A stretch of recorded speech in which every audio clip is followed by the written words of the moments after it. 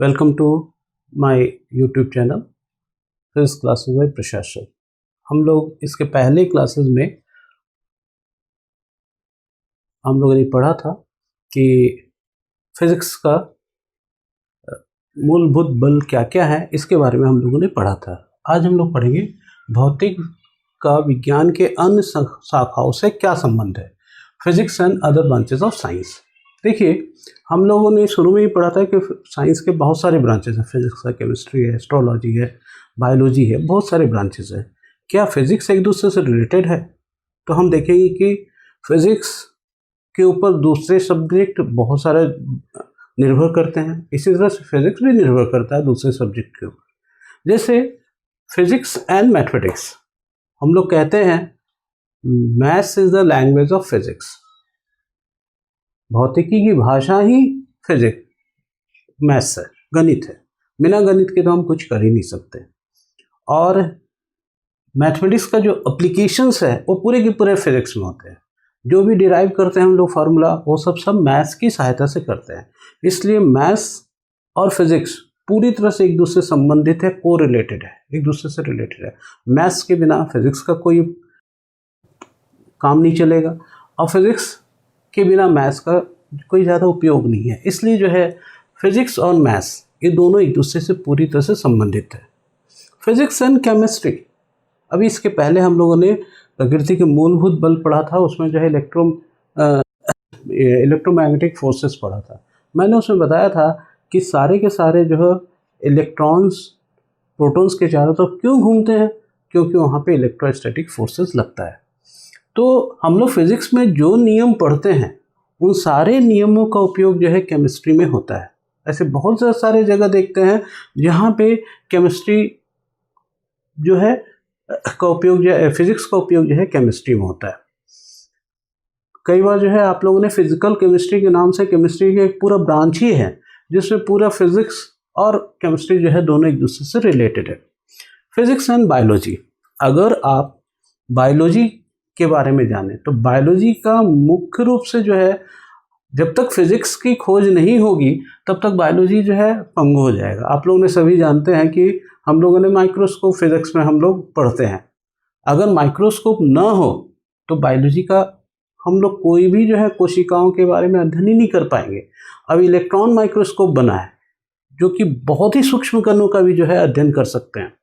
तो बायोलॉजी के बहुत सारी जो घटनाएं होती है उसकी व्याख्या फिजिक्स की सहायता से किया जा सकता है। आप लोग जानते हो कि जाइलम एंड फ्लोएम से जड़ से पानी जो है पत्तों तक चला जाता है। कैसे चला जाता है? तो उसका मुख्य कारण जो है यही है कि वहाँ पे जो है पृष्ठ तनाव कार्य करता है। तो ऐसी बहुत सारी घटनाएं होती हैं जिसके कारण जो है फिजिक्स और बायोलॉजी जो है एक दूसरे से रिलेटेड है। बायोलॉजी के बिना बायोलॉजी में जब तक कि फिजिक्स के नियम नहीं पढ़ेंगे तब तक हम उसकी व्याख्या भी करना संभव नहीं होगा। फिजिक्स एंड एस्ट्रोनॉमी, हम तो एस्ट्रोनॉमी को फिजिक्स का ही एक ब्रांच भी मानते हैं। It is a branch of physics. Astronomy में दूरबीन का जब तक दूरबीन का निर्माण नहीं हुआ तब तक एस्ट्रोनॉमी में वृद्धि नहीं हुई। गैलीलियो ने जब दूरबीन का निर्माण किया तभी उसके बाद एस्ट्रोनॉमी जो है ज़्यादा बढ़ा। आजकल हम बहुत सारे ऐसे जो है यंत्र की सहायता से जो है हम लोग फिजिक्स के नियमों का उपयोग कर जो है एस्ट्रोनॉमी में हम लोग इतना ज़्यादा जो चांद तक और दूसरे ग्रहों तक हम लोग जा रहे हैं, उसका एक बहुत कारण जो है वो फिजिक्स है। Engineering and technology, engineering technology में तो बिना फिजिक्स के कुछ हो ही नहीं सकता। आप लोग सब जानते हो, मैकेनिकल इंजीनियरिंग हो या इलेक्ट्रिकल इंजीनियरिंग हो या फिर सिविल इंजीनियरिंग हो, कोई भी इंजीनियरिंग का ब्रांच है वो वास्तव में फिजिक्स के ही सब ब्रांचेज हो सकते हैं। मेडिकल साइंस, आज मेडिकल साइंस का फिजिक्स के बिना कुछ काम ही नहीं।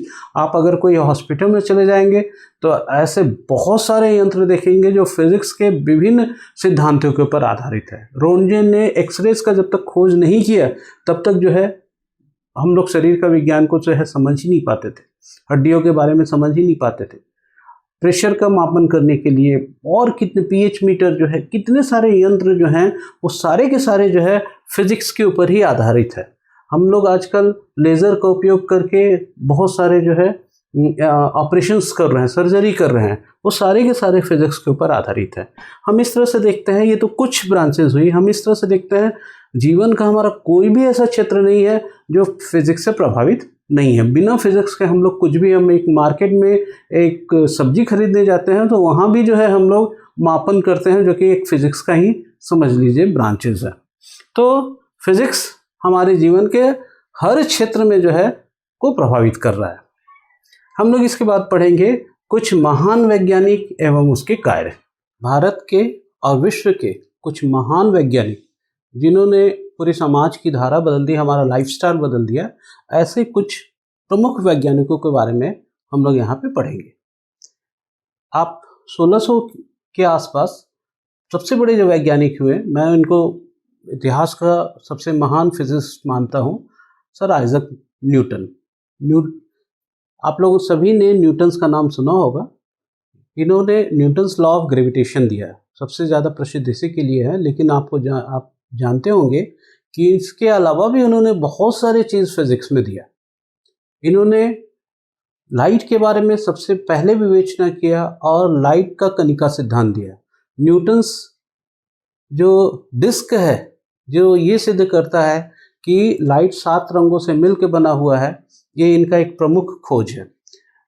इन्होंने बल के बारे में और न्यूटन्स फोर्स लॉ, 3 लॉ दिया। इन्होंने न्यूटन्स लॉ ऑफ कूलिंग दिया, जो कोई वस्तु कैसे ठंडा होता है, किस नियम को पालन करते हुए ठंडा होता है। गणित में भी इनका बहुत ही विशेष कार्य है। कैलकुलस जो है पूरा इन्हीं का खोज किया हुआ है। तो न्यूटन्स जो है बहुत बड़े गणितज्ञ और साथ ही साथ बहुत बड़े फिजिसिस्ट भी थे और अपने सदी के ये एक महानतम वैज्ञानिक थे।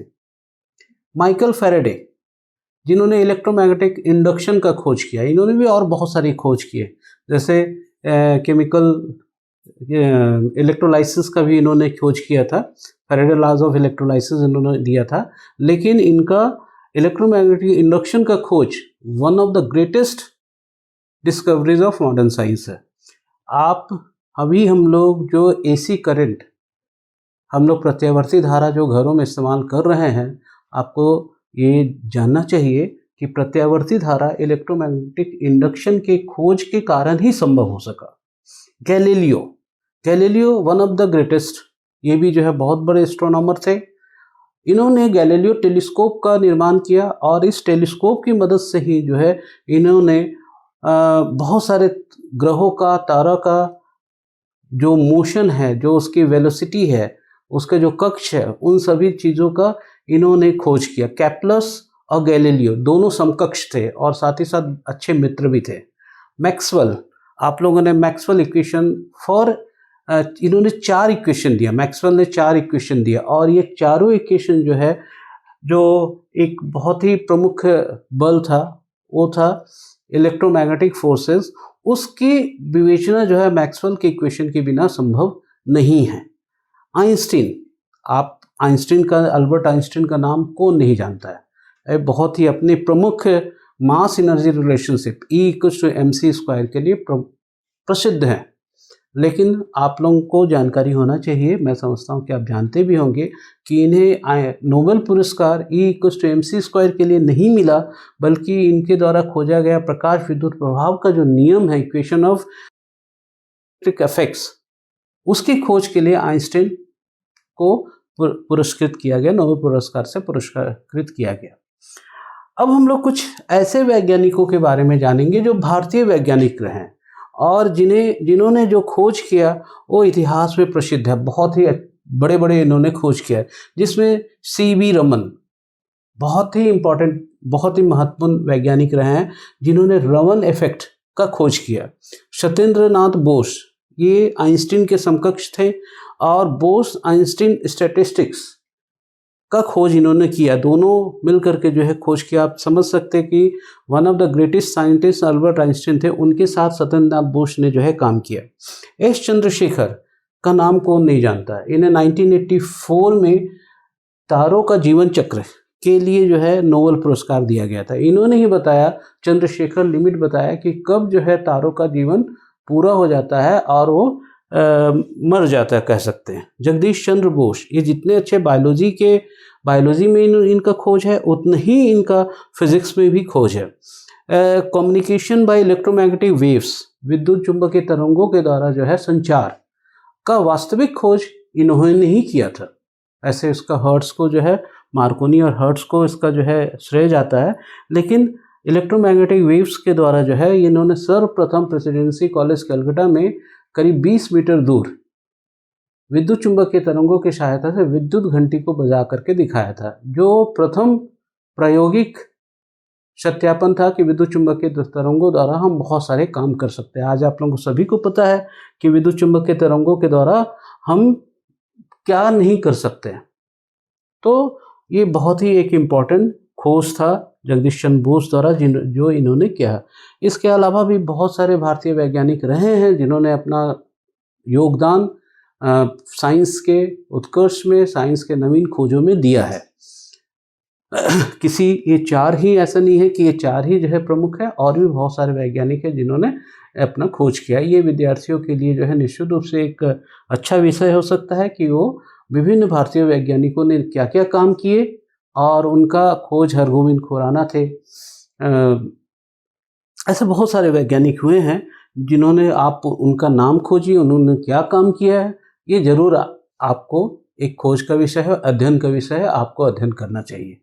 तो इस तरह से हमारा ये जो प्रथम चैप्टर था फिजिकल वर्ल्ड, जो आपको ये बताता था कि आपको क्लास 11 और 12 में आपके सिलेबस में क्या है, क्या पढ़ना है, साइंस क्या है, फिजिक्स क्या है, फिजिक्स क्यों इम्पॉर्टेंट है, समाज को ये क्या दे रहा है, साइंस के दूसरे जो ब्रांचेस है उसको ये क्या दे रहा है, फिजिक्स में जो है मुख्य मुख्य चीज़ें हमें क्या पढ़ना है, फोर्सेस क्या है, कितने टाइप के फोर्सेस हैं, इन सभी चीज़ों के बारे में ये जो प्रथम चैप्टर था ये आपको बताया है।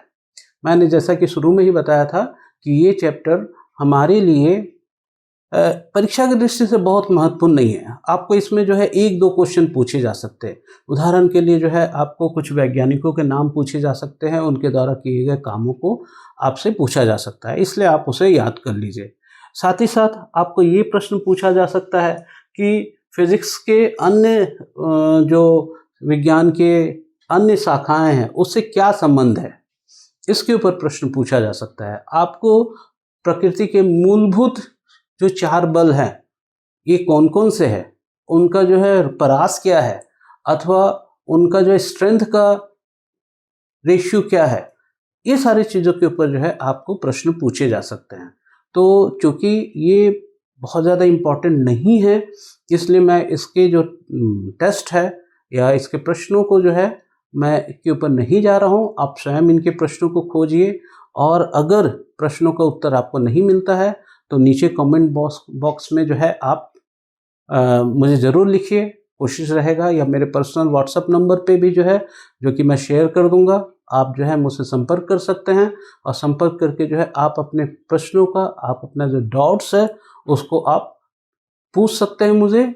मैं हर समय आपके लिए उपलब्ध हूँ। आशा है कि आपने ये पहला जो चैप्टर है आपने काफ़ी इन्जॉय किया होगा, आपको अच्छा लगा होगा। मेरा ध्येय ही है, मेरा पढ़ाने का उद्देश्य ही है कि आप फिजिक्स को एंजॉय करें। Enjoy the physics, physics made fun. आप बहुत एंजॉय करें, अच्छे से पढ़ें, यही मेरा ध्येय है। तो थैंक यू। मेरे चैनल को आपको अगर पसंद आ रहा है तो सब्सक्राइब कीजिए, जिससे आपको नई नई जो आपके सब्जेक्ट्स के जानकारियां हैं, जो इम्पोर्टेंट प्रश्न हैं, आपको कैसे फिजिक्स पढ़ना है, इन सब चीज़ों के ऊपर जो है आपको विभिन्न जानकारियां समय समय पर मिलते रहेगी, और आपको फिजिक्स जो है एक फन लगेगा। ये मेरा